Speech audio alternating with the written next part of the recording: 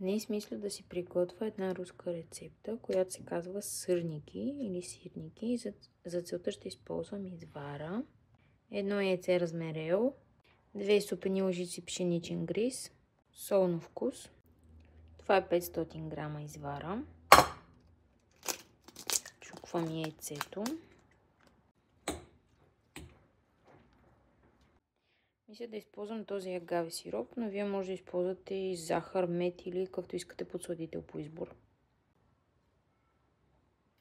Така, мисля, че толкова е достатъчно. 2 супени лъжици гриз. И разбъркваме. Това оставаме за 15 минути да престои. 15 минути минаха, сега е време да ги обърна и да ги овалям в брашно.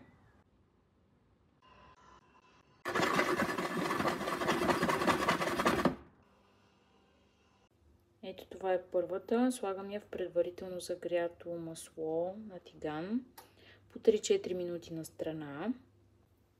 Тази се получи по-сполучливо от останалите, защото добавих още малко брашно. Ето така трябва да изглеждат и от двете страни.